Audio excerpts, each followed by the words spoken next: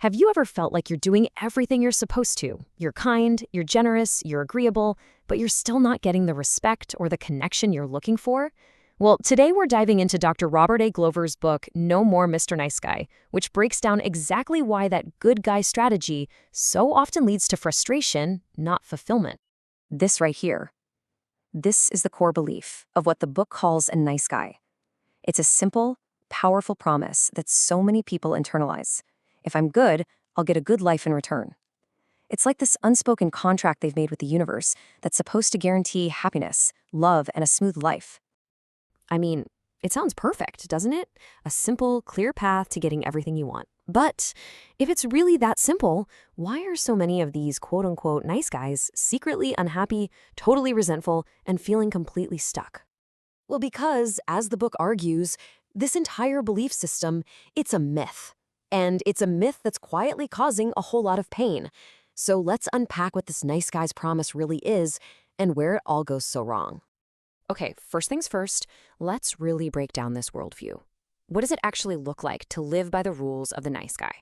So the book gives this a name, the nice guy syndrome. And look, it's really important to get this. This isn't just about being a kind person.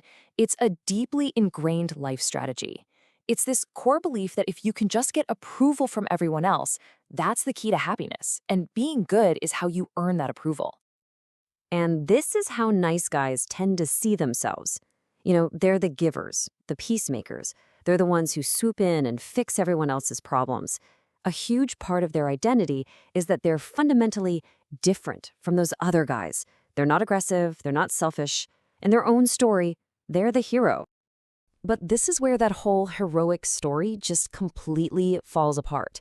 The reality of living this way is, well, it's a far cry from the promise. So let's take a look at the hidden and often really painful consequences.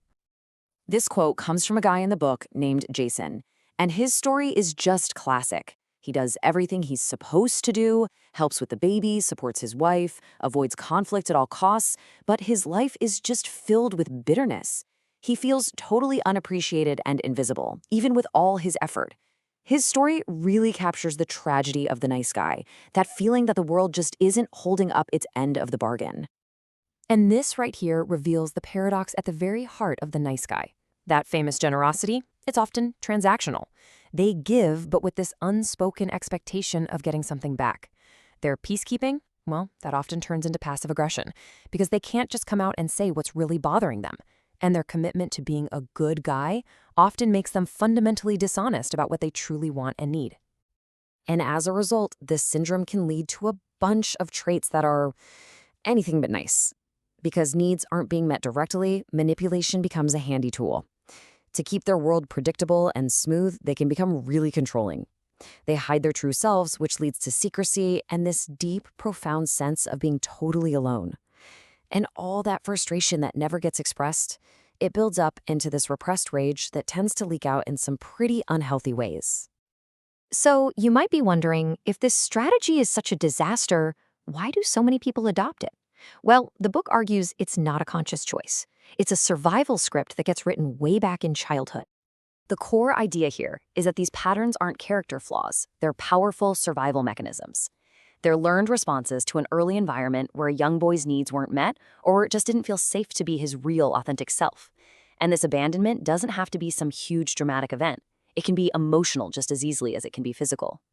You see, kids naturally think the world revolves around them. So when their needs aren't met, they don't think, oh, my caregivers are stressed. They think, there must be something wrong with me. They internalize this message, and it creates what the book calls toxic shame, this deep core belief that they are fundamentally flawed and unlovable. You can see the whole step-by-step process right here. It starts with that feeling of abandonment, which leads to self-blame, which then hardens into that toxic shame. And to cope with this awful belief, the child creates a survival script. They think, okay, if I can just be what everyone wants me to be, if I hide my flaws and just become good, then I'll finally be safe and loved. And right there, in that moment, the nice guy is born. Okay, so if being a nice guy clearly isn't the answer, what's the alternative? The book offers a way forward, and it's not about becoming the opposite extreme. It's about becoming whole.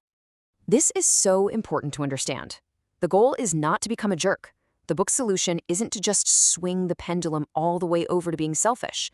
The goal is to become an integrated man, someone who owns and accepts all parts of himself, the good, the bad, the light, and the dark. You can see the huge shift in mindset right here. Instead of hiding his flaws to get approval, the integrated man just accepts them. Instead of putting everyone else first so he can feel worthy, he takes responsibility for meeting his own needs. He stops running from conflict and learns to handle it directly. It's a massive move away from needing external validation and toward creating his own internal validation.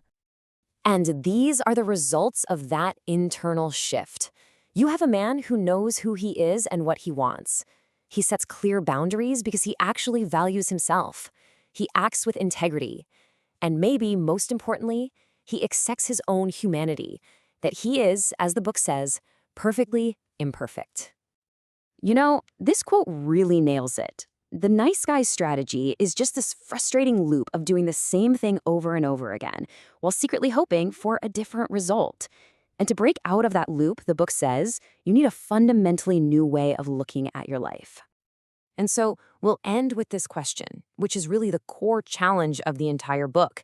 It's asking you to imagine a life where your actions aren't driven by this desperate need for other people's approval, but by your own integrity and your own needs.